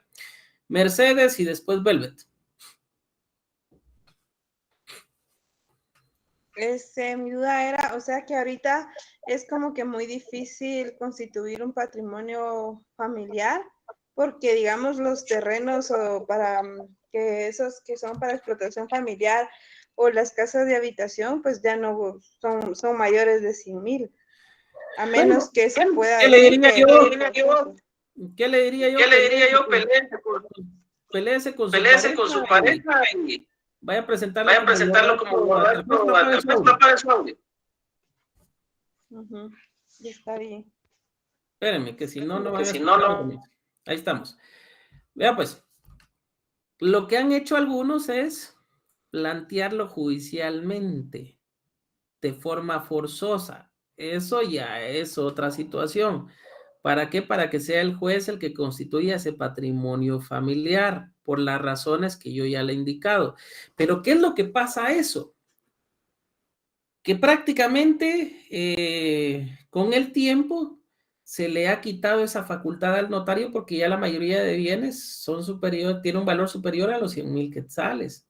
Entonces, ¿por qué debería de haber una reforma sobre eso? Porque la ley permite que sea voluntario. Entonces, debería de dársele esa participación o ese aumento para que el notario pueda continuar realizando ese tipo de trámites, ¿me entienden? Sí, Brian. Perdón, sigue ahorita Velvet, que creo que había levantado la mano también, y después Brian. Sí, fíjese que yo tengo duda en relación al artículo 367. Dice, puede disminuirse el valor del patrimonio familiar cuando por causas posteriores a su establecimiento ha sobrepasado la cantidad fijada como máxima. ¿Qué ejemplo sería ese? Que sobrepase la Utilice cantidad. ese último párrafo. Porque sea de utilidad y necesidad para la familia dicha disminución. Imaginemos el caso de un terreno grande. Pasaron ya, lo constituyeron para 20 años, pasaron 10 y el bien inmueble superó ya los 100,000 quetzales. Y en su familia, pues alguien se accidentó y tiene la necesidad de tener dinero para pagar ya sea la operación o la curación, y hay alguien interesado. Entonces sí puede hacerse, pero ojo, y esto suele pasar en algunos casos. Al haber una reducción debe demostrarse el nuevo valor del bien y también debe demostrarse esa necesidad, esa reducción. O sea, debe de operar esas dos cosas para que al haber superado, pues entonces ya se pueda solicitar la reducción. Pueden proceder en ese caso no solo a la reducción, sino también a contar con la autorización para la desmembración de ese bien y por lo tanto es que esa fracción se venda y puedan cumplir esa necesidad. Voluntariamente no existe el trámite, no existe el trámite. Es voluntario, ojo, este tipo de situaciones sigue siendo voluntaria, pero ese va a ser en la vía judicial, ¿sí? Es decir, recuérdense que hay jurisdicción voluntaria, notarial y judicial. Esto ya no va a ser competencia del notario, sino esto pasa a conocimiento del juez, porque el trámite no está a cargo del notario. No hay una ley que le dé esa opción para que se haga notarialmente. Notarialmente solo es la constitución de patrimonio familiar, pero la disminución bajo estos aspectos no queda de esa forma. Ya no queda a conocimiento del notario, sino solo a conocimiento de un juez. ¿Estamos ahí? Sí, gracias. Gabriela Michelle Fuentes, haga su pregunta o su aporte.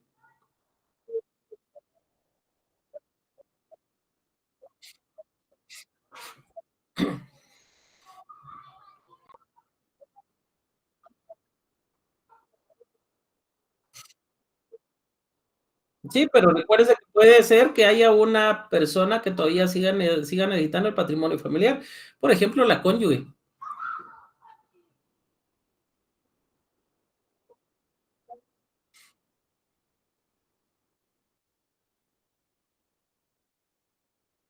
Sí, si está su mamá y todo, lo puede hacer, no hay ningún problema, porque puede hacer que necesiten, ojo, no es indispensable que haya hijos menores de edad, sino eso es para la protección de la familia. Si su papá lo quiere hacer, está bien.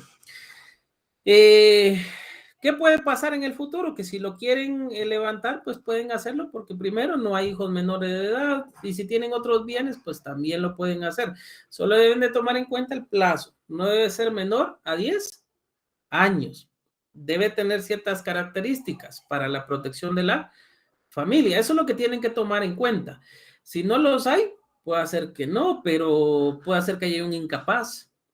Es cuando se cumple la mayoría legal y el presupuesto legal para que tenga esa facultad o esa personalidad o esa capacidad de ejercicio no se llegue a dar, pues entonces se entiende que ahí podría constituirse. Incluso yo conozco algunas personas pues que constituyeron patrimonio familiar hace años y pues todavía sigue vigente porque sencillamente uno de los hijos es incapaz, tiene algún problema. Eso. ¿Quedó satisfecha su duda, Gabriela? Ok, Brian José Mejía. Buenas noches, licenciado. Me surgió la duda, pero creo que ya encontré la respuesta. Al momento de que, por ejemplo, uno constituye patrimonio familiar y todavía no tenemos hijos con mi esposa, pero decidimos divorciarnos, al momento que dejamos de habitar en la misma casa que habíamos constituido, pues se disuelve también el patrimonio familiar. Sí, fundamento. El artículo 363. Segundo, bueno, cuando es... Entendamos esto. Ajá. El patrimonio familiar, porque ahí pueda confundirse usted, pero entendamos, el patrimonio familiar termina cuando todos los beneficiarios cesen de tener derecho a percibir alimentos. Cuando sin causa justificada y sin autorización judicial, la familia deje de habitar la casa. Por eso es importante que cumpla con ese presupuesto. Habite en la casa, que debe servirle de morada o de cultivar por su cuenta la parcela o predio vinculado. Es decir, si dejó de cultivar, hay un motivo para que termine el patrimonio familiar. Si dejó de habitar la casa, porque era para protección de la familia, alguien me dice, pero puede ir alguien más a vivir ahí, puedo tener la rentada. Complicado, porque es para protección de la familia. Entonces, si al final se constituyó para la familia, ¿quién debe habitarla? La familia. Cuando se demuestre la utilidad y necesidad para la familia de que el patrimonio quede extinguido, ya vimos algunos ejemplos. Cuando se expropien los bienes que lo forman, normalmente expropiación el Estado, por ejemplo, que tenga que pasar una carretera o algo ahí, entonces ya va a ser otra cosa, pero debe cumplir con eso. Por vencerse el término por el cual fue constituido. Ojo, por eso le decía, puede ser que esté equivocado. Una, porque ahí no habla de divorcio, no habla de separación. Si usted se separa, pero ya con su esposa la dejó embarazada y se separan, el patrimonio familiar va a seguir. ¿Por qué? Aunque usted se vaya de la casa, porque hay un niño con derecho a percibir alimentos. Usted mismo respondió su pregunta. El inciso primero, cuando todos los beneficiarios cesen de tener derecho a percibir alimentos. Pero si su esposa quedó embarazada, ¿hay derecho a alimentos ahí o no? Sí, sí hay derecho de alimentos. Sin embargo, por ejemplo, planteando en que la familia también puede constituirse sin que hayan hijos, y en el artículo anterior decía que se puede constituir patrimonio familiar para el sostenimiento del cónyuge. El cónyuge podría alegar en este caso de que se constituyó patrimonio familiar para su sostenimiento a pesar de que vaya a existir un divorcio. Sí. Recuerde que hay un plazo. Primero, si ya lo constituyó, el plazo no debe ser menor a 10 años. Y la única forma de solicitar usted levantamiento máximo, en ese caso, que va a haber alguien que no va a estar de acuerdo en que usted levante el patrimonio familiar, el único que puede levantarlo es el juez. Y al acudir judicialmente, lo que le va a decir la esposa, mire, yo todavía sigo teniendo derecho a que me pase una pensión. ¿Por qué? Porque soy su esposa. Y se tiene que separar, claro, presenta el divorcio y todo, le va a presentar el oral de alimentos y le va a pedir la pensión. Y mientras usted no garantice eso, porque puede ser, ella le va a decir, mire, no tengo vivienda, no tengo esto, no tengo lo otro, el patrimonio familiar va a seguir. Tiene que esperar el plazo, espera que se cumpla el plazo por el cual constituyó el patrimonio familiar, y por eso es importante que vaya con plazo. y ya después se puede separar y lo único que va a tocar a ustedes cumplir con eso que su expareja pues le va a solicitar, ¿va? Eso es lo único que tiene que ver. ¿Estamos ahí? Ok, sí, muchísimas gracias, licenciado. Ok. Lilian. Buenas noches, licenciado. Mi duda Pues es... sus preguntas de casualidad no me las sacaron de caso cerrado, ¿va? Que tengo unas preguntas ahí meras raras. Bueno, por favor, Lilian. La mía también va a estar rara, Liz, pero son casos que he visto. Uno, en el área rural, por lo general, sucede esto, que las parejas jamás se casan y nunca ni registran la unión de hecho ni nada por el estilo. Los hijos llegan a ser mayores de edad. El hombre, hay mucho machismo, he visto esos casos. Bueno, ya no tengo a quién mantener, te vas de la casa, yo traigo a otra a la casa.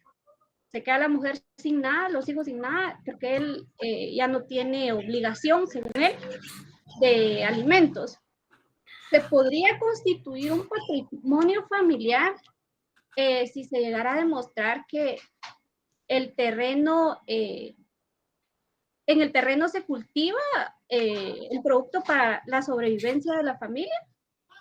Ojo, por eso tienen que ser más vivas las damas. Y no lo hago porque realmente, se los digo con mucho respeto, no lo hago porque sencillamente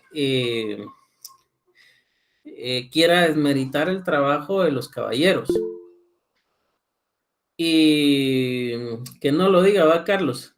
Y vean, tampoco vayan a pensar que es como Shakira ahora que las mujeres facturan, ¿verdad? Tengan cuidado con eso. Vean, pues, la situación es muy clara. Es muy importante el uso de las figuras legales, por eso es importante que ustedes se capaciten.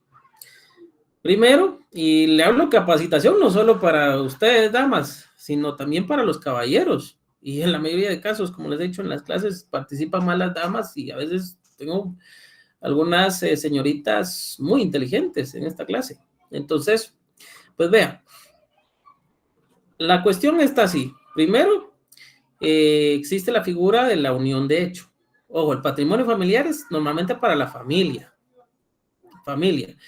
Normalmente, cuando hay familia o cómo se constituye una familia, la ley no determina directamente eso, pero se entiende que si viven en común, ánimo de permanencia, esto y lo otro, normalmente se da en el matrimonio, la unión de hecho permanece con las mismas figuras. Puede declarar la unión de hecho, irse a solicitar la declaración de hecho, la unión de hecho, y ya lo tiene, por lo menos ahí lograría tener derechos sobre los bienes en dado caso, pues por lo menos para los hijos que vaya a tener después, porque al final tiene las mismas repercusiones legales que el matrimonio, con la diferencia, pues, la figura legal es diferente. Entonces, lo que podrían hacer en ese caso sería solicitar el patrimonio familiar de forma forzosa. Me estoy saliendo de lo notarial y explicando, es una cuestión jurisdicción voluntaria, pero va a ser, perdón, que ya no es, veámoslo así, ni jurisdicción voluntaria como tal, porque ahí ya no hay voluntad, sino lo van a hacer para proteger a la familia. Hay familia porque aunque no estén casados, pues puede haber un hecho, o pues la madre, porque si hay como probar el parentesco, lo puede solicitar para protección de los hijos, ahí sí, pero obviamente eso va a ser forzoso, no va a ser voluntario, nos salimos de la jurisdicción voluntaria. ¿Quién seguía? Tenía otra, ¿verdad, Lilian? No, Lick, solo que sí, por lo general, en los casos que yo he visto, las señoras, pues, prefieren quedarse nada y no hacer escándalo, porque por lo general son personas que no han recibido, pero ni siquiera la primaria, Lick. Y los sí, pero ojo, yo le entiendo eso, pero ojo, también tenemos que ver otra situación que sucede en las aldeas, en las áreas rurales. La mayoría de terrenos, y ese es un problema registral, la mayoría de terrenos no tienen registro, no están, no tienen matrícula fiscal, no están en el registro de la propiedad. La mayoría son derechos posesorios, entonces ahí se complica más la situación, por lo menos para hacerlo de forma voluntaria. Ahí se complica más la situación, en cuyo caso, porque el patrimonio familiar va a ser más que todo para que quede operado en el registro de la propiedad y para que no se pueda gravar. Pero cuando son derechos posesorios, se complica ahí. Imagínense que yo les pusiera a ustedes un caso de esos en el examen y les indicar ahí que son derechos posesorios, y ustedes ya empezaron a hacer todo el trámite y me dijeron los pasos y se fueron, pero no me dicen eso esencial, que son derechos posesorios y que ahí pues no hay, primero no hay certeza jurídica, puede tener una declaración jurada de derechos posesorios en escritura pública o en documento privado, que también pues es válido, pero ¿cuál va a ser el problema que se constituya como patrimonio familiar ahí? ¿Dónde va a quedar operado eso?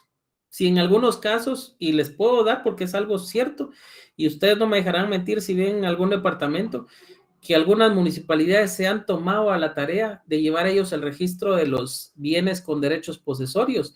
Y es más, algunas empresas que se dedican a dar créditos, llevan la obligación o el documento donde le han dado el crédito a la persona, lo llevan a la municipalidad y la municipalidad es la que lleva ese registro de qué deuda llevan y que está en garantía ese bien con derechos posesorios.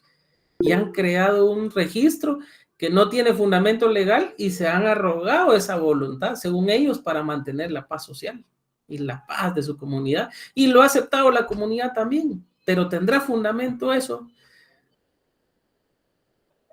Interesante, porque ahí habrá certeza jurídica en ese tipo de situaciones o no.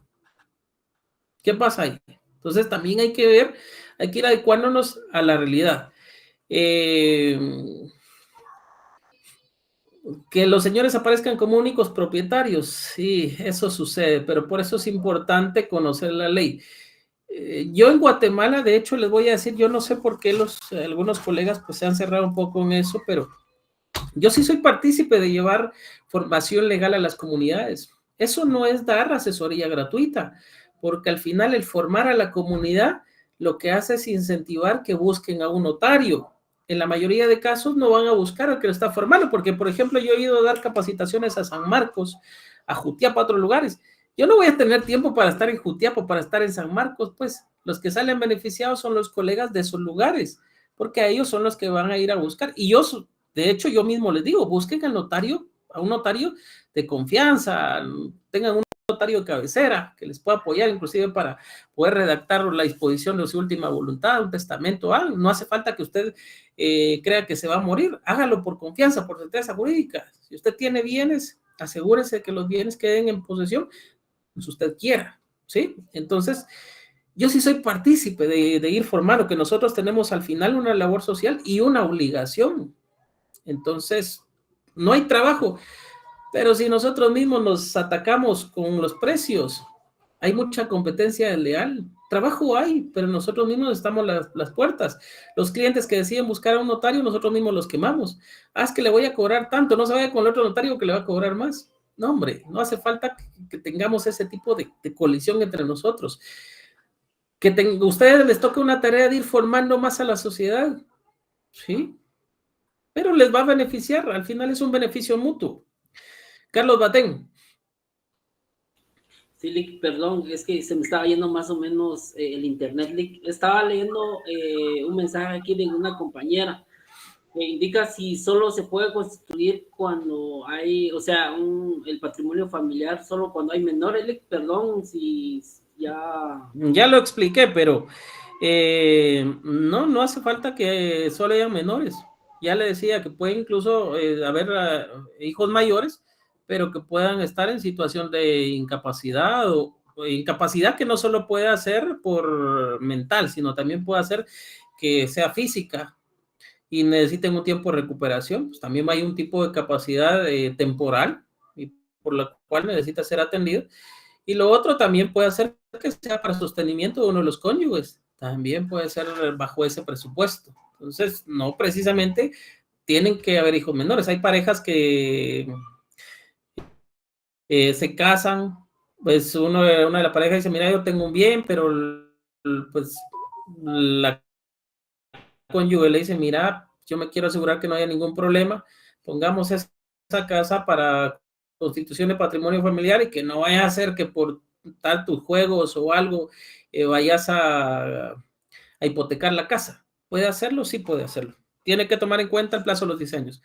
Y alguien vendrá, quizás, estaba esperando el año número 10, porque también ya me llegó un caso a la oficina de esos, por muy salvaje que parezca. El último día del año, día 364, y él esperanzado que iba a terminar el año para que finalizara el patrimonio familiar y poder solicitar el levantamiento. Porque ya no aguantaba a la esposa y se iba a separar. Y el día 365 del año llega la esposa con una prueba del embarazo. Mira, vas a ser papá. ¿Termina el patrimonio familiar? Sí, puede terminar porque ya finalizó el plazo. Pero como ya hay un hijo menor de edad, aunque se separe, ella podría solicitar la constitución de patrimonio familiar, incluso aunque él no esté de acuerdo, de forma forzosa. Lick, perdone, ¿qué pasa si, digamos, le digo con mi esposa ahorita, nos peleamos y todo, pero no estamos casados? Entonces yo le puedo decir, mira... Entonces no es su esposa. ¿Perdón? Es su pareja. Es su conviviente, pero no es su esposa. Bueno, pero ¿será que ella tiene derecho a pelear eso, Lick? O sea, bueno, como estamos ¿Pero están casados o no están casados? No estamos casados. Entonces a la hora yo le digo, mira, ¿sabes qué? Mejor ya no, hasta acá y todo. Yo respondo por los niños o por el niño, como sea, y paso una pensión. Eso... bueno, pero mira, pues, utilizando los términos legales, porque usted ya prácticamente es un licenciado. ¿Tiene obligación de prestar alimentos? Sí, usted tiene obligación. ¿Cómo le va a demostrar eso a su esposa? Ahí sí, el documento notarial, donde usted se obligue a pasar esa pensión alimenticia. Y ahí, obligado, si quiere, se puede ir, pero sepa que si no paga, eso se le va a ir acumulando. Y es un único caso donde sí puede tener pena de privación de libertad si incumple con la obligación de pasar alimentos. Entonces, ahí sí tienen que tomarlo en cuenta. Que usted tenga bien y que sean sus hijos, yo le diría, no sea sus hijos, es su esposa. Si usted va a formar otra familia y todo, no los deje sin casa, no los deje sin habitación. Y si se va a separar, sepárese, váyase, pero no deje desprotegida a las personas que en algún momento estuvieron con usted. Son sus hijos. Más que nada, esa obligación es moral. ¿Sí? Ok, Rina Lisette, por favor. Sí, buenas noches, Lick. Ay, volviendo un poquito atrás, fíjese que a mí no me queda claro la función del DICABI y estuve investigando, pero, o sea, ¿cuál es el objeto de avisar el cambio de propietario Nos vamos a de una pasar a otra propiedad? situación. Quizás acá ya no es derecho notarial, pero bueno, se lo voy a explicar. Eso lo podríamos ver inclusive en derecho notarial 4, pero bueno, saltémonos un poquito. DICABI, catastro. DICABI, finanzas. Lo que lleva es el registro de los bienes que están a su nombre. Y el valor de esos bienes. Eso es para saber cuál es su patrimonio. ¿Cuál es su patrimonio? No solo de un bien, sino de varios bienes. ¿Qué importancia tiene? Que cuando se hace un traslado de dominio, se tiene que dar aviso, porque si usted ya no es el propietario, entonces ese patrimonio ha disminuido. O si usted adquirió un bien, importante dar el aviso, porque ya ahí van a saber que usted incrementó su patrimonio. ¿Para qué le puede servir? Usted ocupa una plaza en el estado y a 2, 3 meses resulta que a usted le pagaban 20,000 quetzales, pero a 2, 3 meses usted resultó con 4 o 5 bienes a su nombre. ¿Será que no hay algo más ahí? Esa es más que todo la función de llevar el registro de sus bienes, ¿sí? Catastro municipal.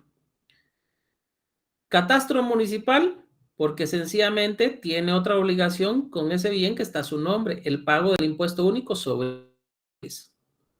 Si pasa a otro nombre, usted vende ese bien y no dan el aviso a catastro municipal, lo que va a pasar es que las notificaciones de cobro le van a seguir llegando a usted. Por eso es importante que dé el aviso de que ya, o que el notario dé el aviso de que hay nuevo propietario, para que sea él a quien le cobren el UCI.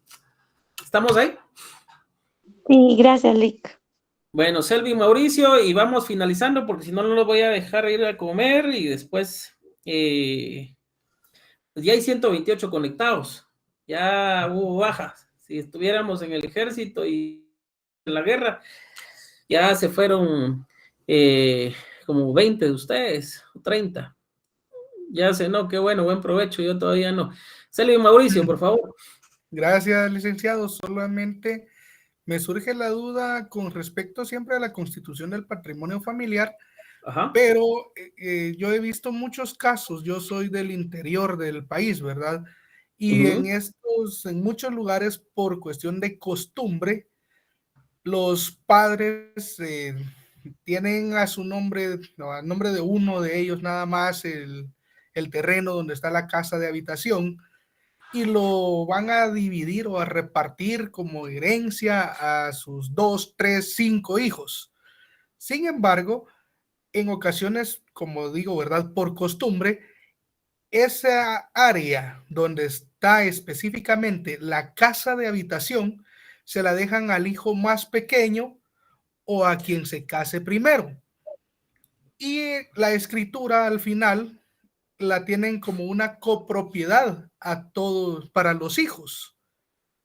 Y si fuera el caso que yo quiera constituir patrimonio familiar por ese terreno que está como una copropiedad, ¿es posible, licenciado?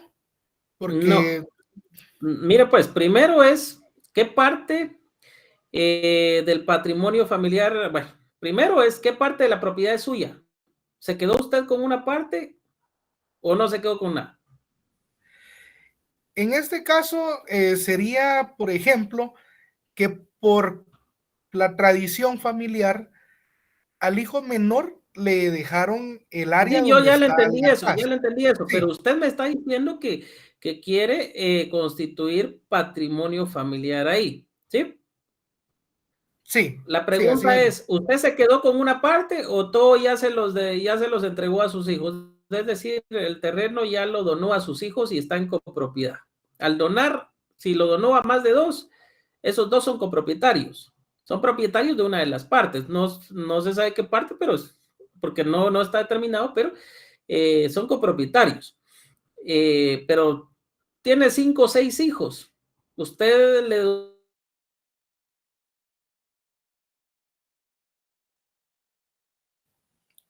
Perdón, licenciado, creo que me está fallando la señal, no logro escucharle. Se le fue la señal al licenciado, compañerito. Ok, gracias.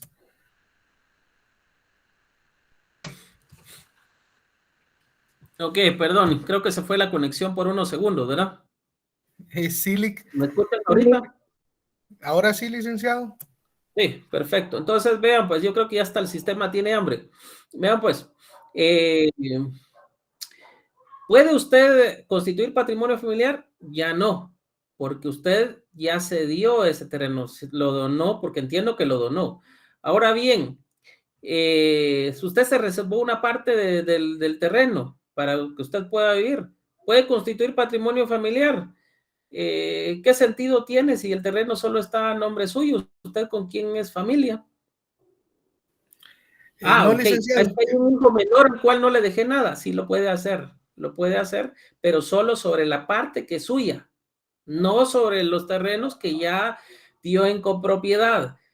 Si yo tengo, por ejemplo, el caso de algunas familias que están en copropiedad y se han dado cuenta que casi que es una fila larga de casas. Es un mismo terreno, pero cada uno vive en su propia casa y así va. Puede constituir patrimonio familiar sobre la parte que le pertenece, sobre la parte de su copropiedad. Ahí sí, pero no sobre toda la finca. Eso es diferente, solo hay que hacer esa salvedad. Normalmente, lo recomendable sería que se hiciera en un terreno, una propiedad directamente, pero si solo hay copropiedad, eso se va a establecer solo sobre esa parte que le corresponde a él, sobre la copropiedad, es decir, el área que le pertenece o donde vive él y su familia. Eso tiene que tomarlo en cuenta. ¿Qué es lo que sucede? Y ahí me voy a ir un poco más allá.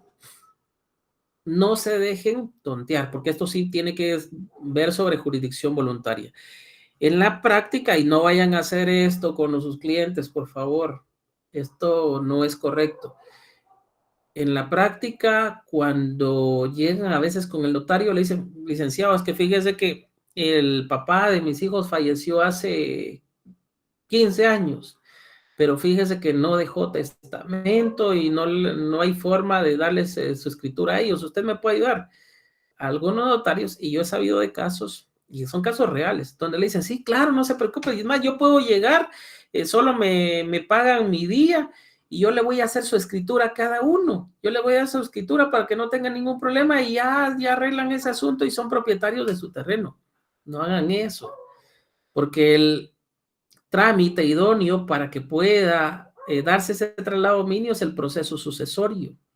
No son escrituras de declaración de derechos posesorios, porque llega el notario y a cada uno, si hay 10 hijos, a cada uno le da una escritura de que él es heredero de tal y tal persona, de que él tiene de ciertos derechos posesorios sobre el bien, por establece el número de finca y todo lo demás. Pero esa escritura no le da el traslado de dominio. ¿Por qué? Porque cuando llegue el momento de la declaración de herederos, si hay alguien con mejor derecho, de nada le va a servir. Tampoco con eso es que pueda vender su bien. Algunos realizan una escritura de compraventa de derechos posesorios con eso, pero al otro le va a tocar ver que se haga el proceso sucesorio y aún así no va a tener operado ese bien en el registro de la propiedad. Y otra de las cosas, ¿qué pasa si al final aparece alguien con mejor o igual derecho? Y no utilizan ni bien el término, porque lo que utilizan es compraventa de derechos hereditarios. No hay tecnicismo legal aplicado. El nombre correcto es cesión de derechos hereditarios. ¿Por qué? Porque no tiene la titularidad del bien, entonces no puede darse una compraventa, pero una cesión sí, que puede ser a título gratuito o a título oneroso, que es el equivalente a la donación y a la compraventa. ¿Estamos ahí? Entonces, ya vamos a finalizar por la hora, si no, no voy a dejar descansar. Espero que pues esta clase les haya servido. Nos adentramos en temas que pues no tenían mucho que ver con jurisdicción voluntaria, pues, pero está bien, es una de las formas en que vamos profundizando y que al final la clase pues también se hace interesante y se vuelve amena con la participación y la intervención de cada uno de ustedes. Ahí estamos. Yo le quiero desear feliz noche a ustedes. Nos vemos el próximo día de clases. Si van a haber clases en Semana Santa, no, quizás tengamos un repaso, pero no estoy seguro, va a depender del tiempo. Y estoy a la espera de que Coordinación establezca cuál es el día en que se van a regresar nuevamente a las clases para yo poderles decir qué días vamos a tener clases y qué días no. Entonces, al tener eso, yo les voy a enviar el calendario y ya lo vemos y nos ponemos de acuerdo. Oye, o si hay Feliz noche, licenciado. refuerzo en alguna clase, pues con gusto. ¿Sí, André? Nada, Lick, feliz noche. Yo en la panza retengo líquidos porque...